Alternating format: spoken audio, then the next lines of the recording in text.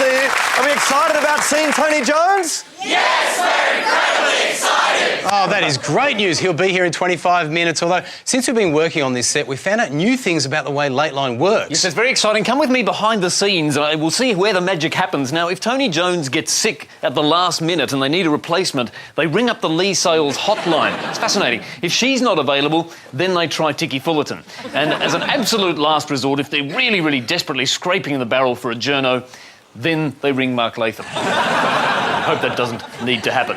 And that brings us to this week's Campaign Roundup.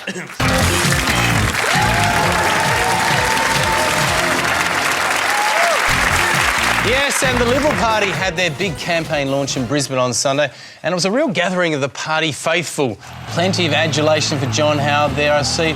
He got an absolute hero's welcome. Oh, they love him. They love him, don't they? And look, I really liked the play-on music they had for Howard. In fact, the play-on music was great all day. I thought they got the song choice spot on for Julie Bishop. Can't go past that. And they found an absolutely perfect play-on song for Abbott as well. That was apt. Bold choice. I thought it was. Yeah. Look, Abbott himself gave a very confident, impressive speech, although he looked a bit out of sorts at the beginning there, behind the lectern. He was restrained. I saw that too, but if you look at the other angle, I think he just had to put away the Speedos, which he'd just changed out of 5 minutes earlier. That's a common thing with Tony. Yeah, look, but I actually thought the warm-up acts, all of them, were pretty good. I mean, there were big ovations for Campbell Newman and Colin Barnett, although slightly less so for the National Party leader, Warren Truss. Over the last 2 years. Wild card of the day. In fact, I know Wild Card. Nine News was so worried about viewers being zapped to death by her stare that they took extra care to obscure her entire face. That was smart. That was wise. That was smart. That was wise. Now, of course, despite the strong launch, the coalition still, they've got a very big job ahead of them. They're starting from behind this election. In fact, if we look at the chamber currently, this is the lower house. And, you know, if just a couple of MPs leave their seats, you can be pretty certain Troy Buzzard will be there. And he'll be sniffing away. Troy's come all the way from Perth just to sniff those. Right, he's committed. Of course, the real action all week, though, was in the Labor camp, and Kevin Rudd, he's been at pains to instruct the media not to make him the focus of this campaign. I'd be there, but on the condition that I am not a distraction. Right, so just to get my head around this then, last Wednesday, Rudd went on the radio telling us not to be distracted by him. The following day, he called a press conference telling us not to be distracted by him. But I think he really delivered that message at the launch of the No More Distractions national campaign. And there was the No More Distractions national tour is going on. I think that was good too. And then he got the Air Force involved to really hit the message home. I think it's clear now. I think so. Then, of course, last Saturday, we finally had the big, long-awaited meeting between Rudd and Julia Gillard, and look, what a reunion it was. Look at the chemistry here as the two of them shared their mutual love of maps. It's a beautiful moment, but interesting actually, if we can zoom in a little bit closer into that map, you can actually see that it was full of instructions from Labor campaign headquarters. So, it was interesting. I kind of thought the maps, you know, the whole map gazing was an interesting strategy, because the last political leader I recall looking over a map so intently was this guy. And look, that was the beginning of the end for him. And then Gillard's weekend went from bad to worse when she came face-to-face with yet another former Labor leader, this time Mark Latham. Oh, yes, here he is. Oh, yeah. Look it's just where's the respect? Puerile undergraduate ambush. And look, completely inappropriate, isn't it, to hassle a politician in the street like that?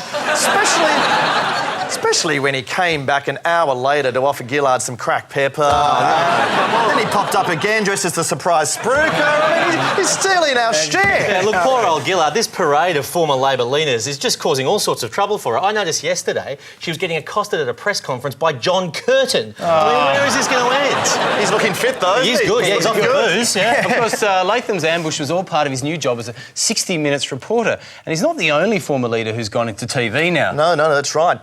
Kim Beazley's got a job on the next season of MasterChef. Yeah. And I saw that John Howard recently made an appearance on Hey Hey It's Saturday, doing one of his favourite old blackface routines there. And John's still got it, John. He does, doesn't he? Yeah, just when you thought, though, that Gillard's weekend couldn't get any worse, things came to a real head when she was also the target of a terrifying assassination attempt. Look at this. Oh, there she goes. It is the world's slowest assassin. But look, it's been a horror week for Labor, and it's now looking like their strategy of rushing to an early election might have failed. Yes, well, Gillard's certainly slumped in the polls since her initial honeymoon, so Labor is now looking further afield for a credible new leader. Oh, Malcolm, I've got an offer for you. Yeah, what's that? Do you want to lead the Labor Party? A big government has lost its way, OK? We're just looking for a last-minute change to get a new leader, OK? And you're, for some strange reason, the only one with any credibility on left-wing issues like the environment. You willing to make it? Well, it's very kind of you, but I'll decline. No, come on, really. All you have to do is beat Tony Abbott. Anyone could... Actually, except you. Anyone except you can beat Tony Abbott. I am very committed to the Liberal Party. You still think you're going to get the leadership of the Liberal Party back? I'm just on my way into the campaign launch. That's so funny. Yeah. He still thinks he's going to become a leader.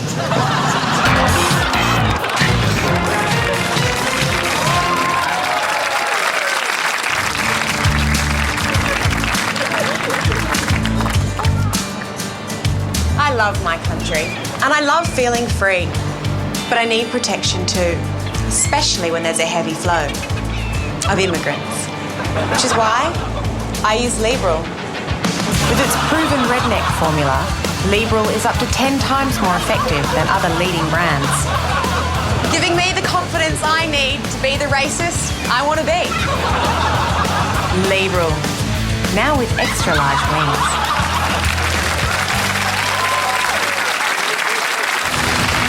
Decision 2010. Never before has the choice been so stark. It's Julia Gillard. The number of asylum seekers arriving by boat to Australia is very, very minor. Versus Julia Gillard. Australians are concerned when they see boats on our horizon. Only one of them can be the victor. Will it be this one?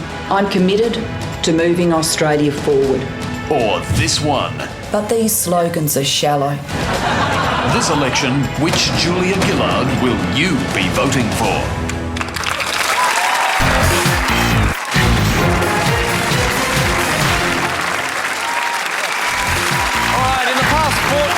We have had Julie Bishop and Tanya Plibersek join us on the show, and it seems it's only the female Pollies who are willing to accept our invitations, I think.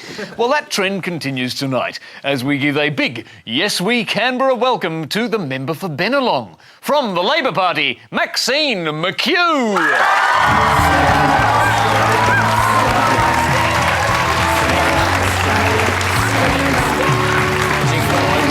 Cut the jingle. Well, actually, we don't want that jingle. That's the other party's jingle. Sorry about that, Maxine. Now, we've come up with a new game for you, Maxine. You'll be thrilled to hear. It's not so much a game as a form of interrogation. It's a little segment that we like to call the polygraph. Come over here. Hey. Now, we've got a lie detector machine over here. Yes, put your fingers in here. We borrowed it from Carl Sanderlands. Okay. There you go. Are you feeling comfortable there? I'm feeling like an idiot. Oh, it's true. Well done, it works. The machine works. We've got some footage of you here, Maxine. I'd like to ask you a question about it. Are you embarrassed by that footage? No, come on. I danced. Come on. I danced my way to victory. You're kidding. Should you be embarrassed by that? Dancing is a different question.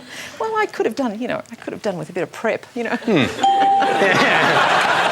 Who do you prefer, Julia or the real Julia? Yeah, well, look, Julia is a tough-minded lady, and I like tough-minded ladies.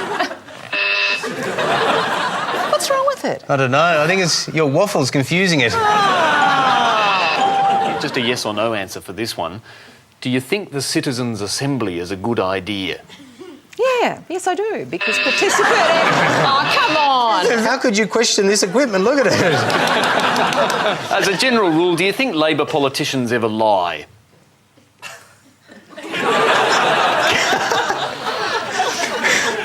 The very idea. I don't know how you can suggest such a thing. You're very clever. You know how to make that make a sound. Well, let's move on to your media career now, Maxine. Do you reckon you were a better host of Lateline than Tony Jones? Oh, dear. Come on. The She machine. shifts uncomfortably in her seat. I had my nights.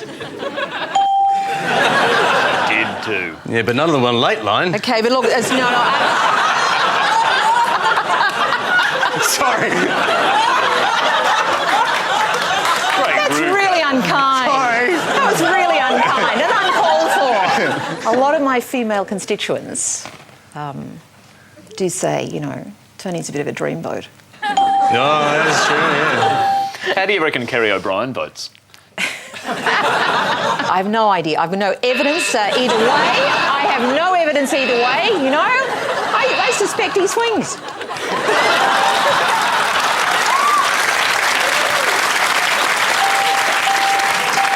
Maxine McHugh has passed the polygraph. Congratulations, Maxine.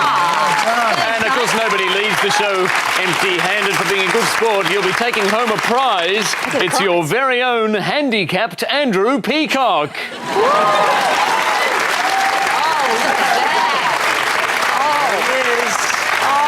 Andrew. Hi, Andrew. How are you? I'll look after you, darling. Come this way. There we go. Maxine swings as well. Hi, fellas. See you back here for Late Line tonight. Please thank Maxine McHugh.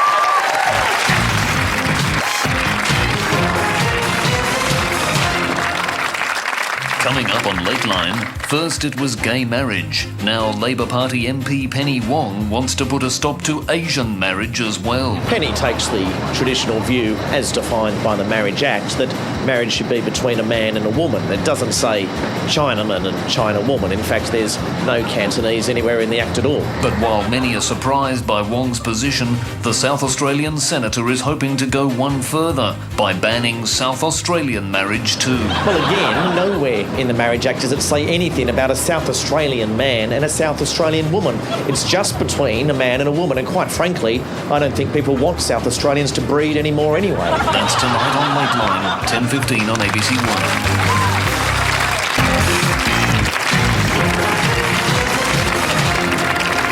Now, we were talking before about the coalition launch, which of course was held 3 weeks after the election was called.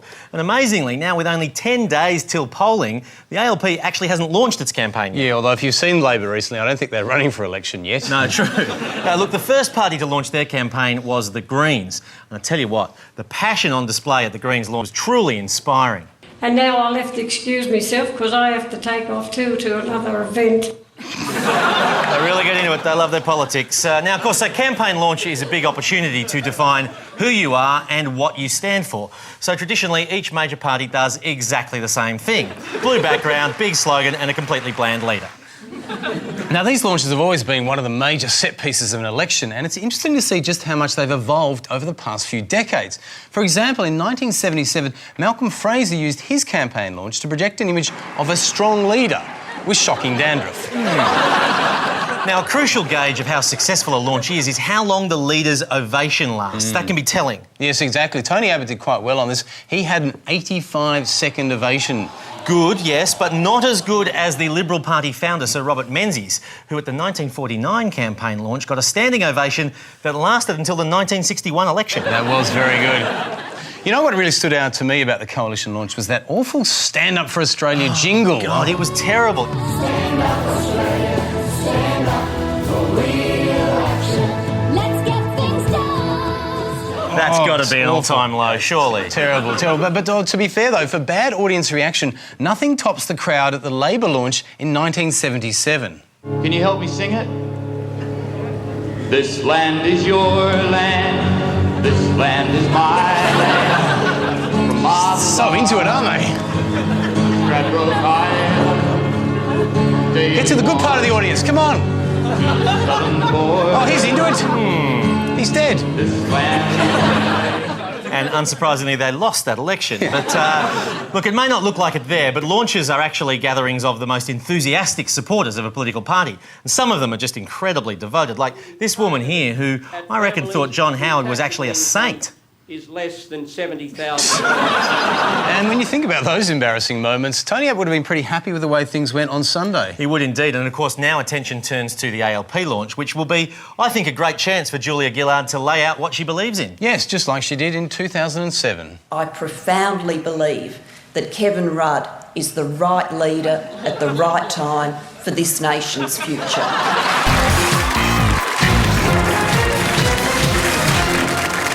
Now, Of course, one of the other real staples of election campaigns and indeed political life in general is the chameleon dress-up. Yes. Now, you would have seen this.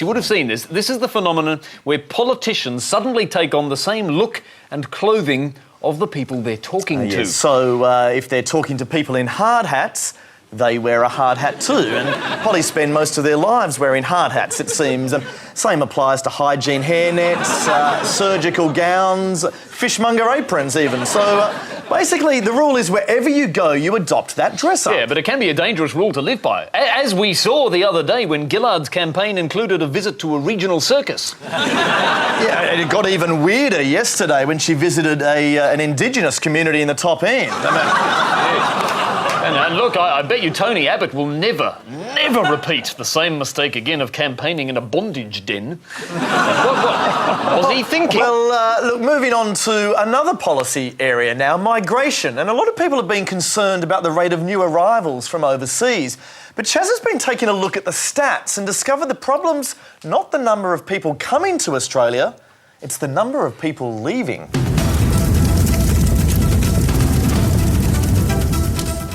Migration is out of control.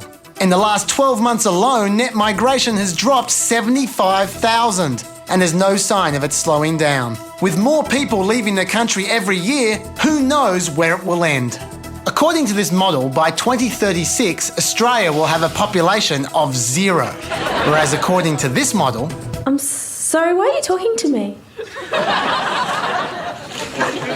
A population of 0 would mean 14 million job vacancies going unfilled. With no one drinking the water, our dams will overflow, drowning whatever life is left. And by 2060, this country will have a whopping minus 48 million people. And talkback callers aren't happy.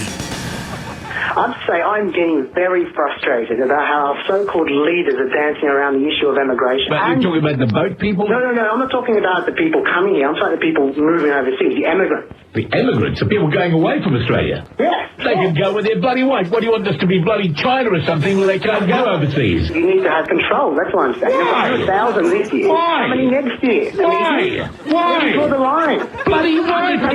Will you answer my question? Why? What if there's about 100 billion of them? Let them bloody go. If you don't like it here, rack off.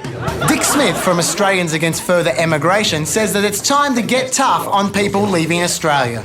Oh, Dick, I'm sorry about this, but it's the ABC, okay? So no cross promotions at all, no Dick Smith food, peanut butter, none of that, okay? That's outrageous. I'd never do that. Come on, let's film in here. Oh, okay. Look, I don't mind people leaving the country as long as they're legitimate political dissidents. And people can move overseas if they like, but there's a right way, by becoming a Hollywood star, and there's a wrong way. And these guys are just queue jumpers. But how do they get out of Australia? Well, it's all thanks to people smugglers like these. This cartel has operations all over Australia. It's run by this man, known only as the Captain. See just how easy it is to purchase a trip to New Zealand. Couldn't get into New Zealand. Sure. We have a really cheap fare for $2.81 and 76 cents. So for $281, you can get me to New Zealand. Yes, you can fly there tomorrow. Caught! Red-handed.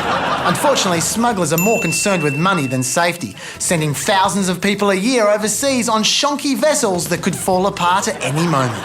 Even so, some Australians are so desperate, they'll do literally anything to make a life overseas. So if we want to avoid becoming a non-existent Australia, we need more boats now. Over here! Why did you bring me here? Over here! And that's the burning issue.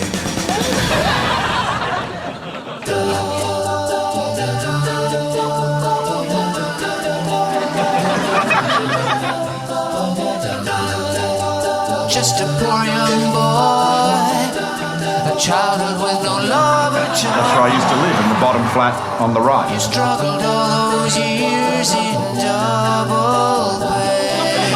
Very touching memory. Life was tough and cruel. Forced to go to private school and live on scraps of bread with duck pate.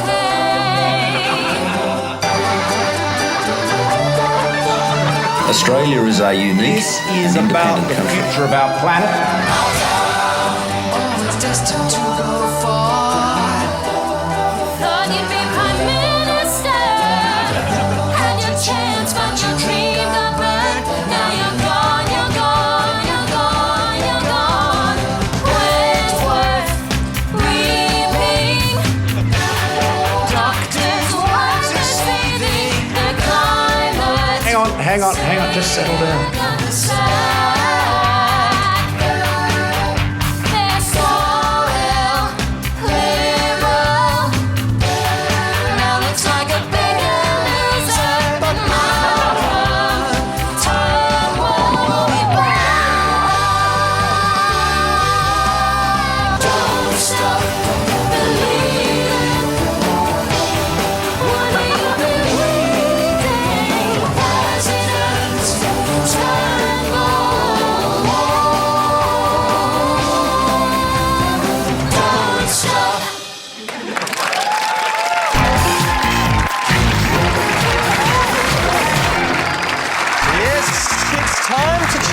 Once again with how the election is unfolding online, and you can tell an awful lot about the state of the election simply by going to Google. Yeah, forget your polls. If you want to know who Australians are interested in, just look who gets the most search hits on Google. For instance, according to Google, looks like it'll be Prime Minister Bieber. And if we add one more search term, bearing in mind that this is only searches conducted by Australians, it looks like the Governor-General might be swearing in Prime Minister Porn. It's a landslide.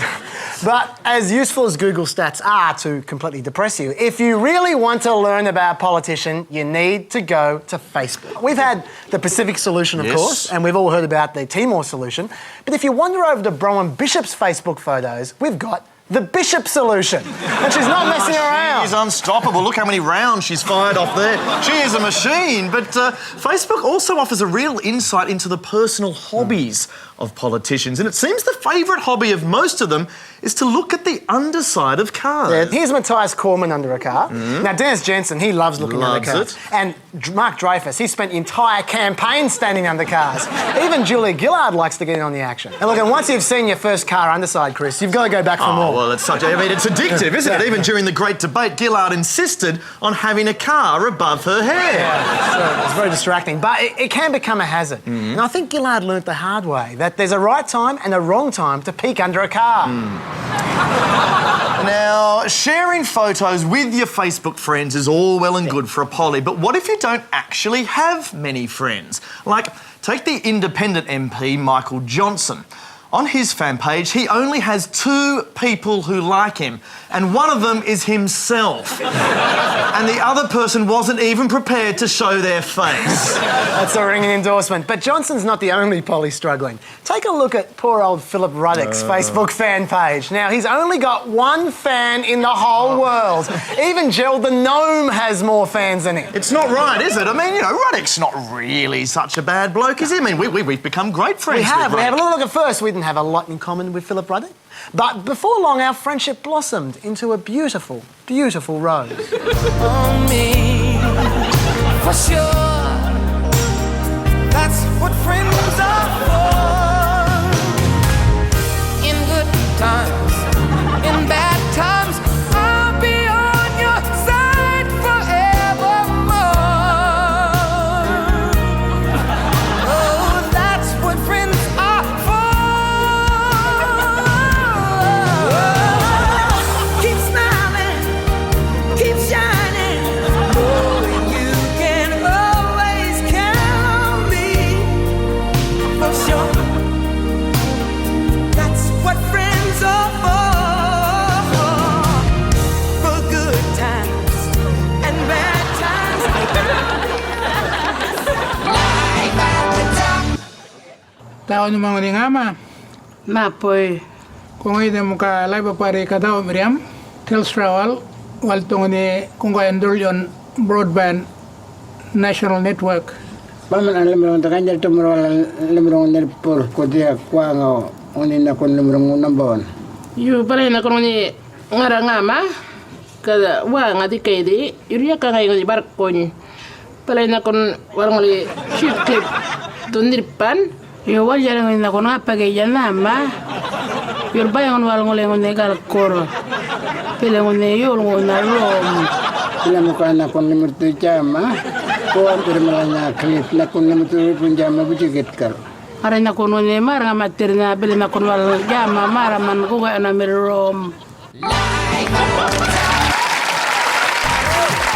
Now, of course, in the recent FIFA World Cup, everyone was captivated by Paul the Octopus, who successfully predicted the outcome of every single German game in the tournament and then tipped Spain to win the final as well. Yeah, that's right. And we actually put in a word with Paul's people this week to see if we could get the Octopus to predict the federal election result. And this is quite interesting. He actually predicted that Spain would win. So I'm not quite sure what to make of that. I'm a bit confused. But so instead we thought we'd try a bit of a psychic prediction of our own. Now, sadly, we don't have our own octopus, but we do have an octo-mum. You might recall Nadia Suleiman, who was the woman who famously gave birth to octuplets last year. She joins us live by satellite from America. Nadia, good evening. Good evening, how are you? I'm not too bad. So what's your big prediction, Gillard or Abbott? I would think Gillard. Well, there you have it. The psychic Octomum calls it for Gillard. Please thank the Octomum! But look, you know, just to be doubly sure, we've got Andrew by an aquarium tank over there. Do we have a psychic octopus now, Andrew? No octopus, I'm afraid. But look, I do have the next best thing. This is a miniature figurine of Harold Holt. And look, what I'll do is I'll pop the psychic Harold Holt into the tank, and whichever leader he floats down gently towards will win the election. All right, are we ready for Holt to swim? All right. 1, 2, 3, swim! And, oh, gee, seems to have all but disappeared. I bet nobody saw that coming.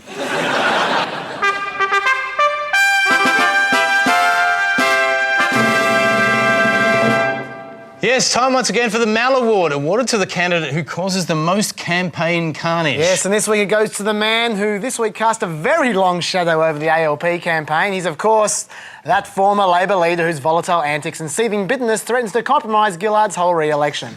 No, it's not Mark Latham this week's Mal Award goes to Kevin Rudd, a man who was called on to cooperate in a simple photo opportunity designed as a sort of kiss and make up session with Julia Gillard. Yeah, the stakes of this meeting were incredibly high for Labor, but having agreed to turn up, Rudd then undercut the whole thing by refusing to even look Gillard in the eye once. So for botching Labor's most important media event of the week, Kevin Rudd takes out this week's Mal Award. Kevin, you can't win the Prime Ministership, but you've won the Mal. Can you quickly look me in the eye though, Kevin? I'm not Julia. Julia's not Julia Bishop. You can look her in the eye. Tell him you won the Mal in Chinese. Kevin, can you take the award? I don't want to approach you from behind. I know you're a bit nervous about that. Don't give me the science room. That's what you did to your caucus, and that's why you lost your job. He's asked for the trophy to be in the back of all the shots.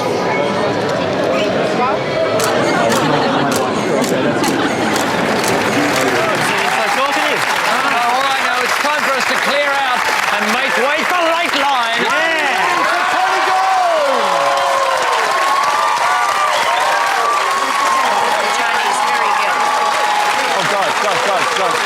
Tony's really ill. He can't do the show. Go to the phone. Come on. Sails in!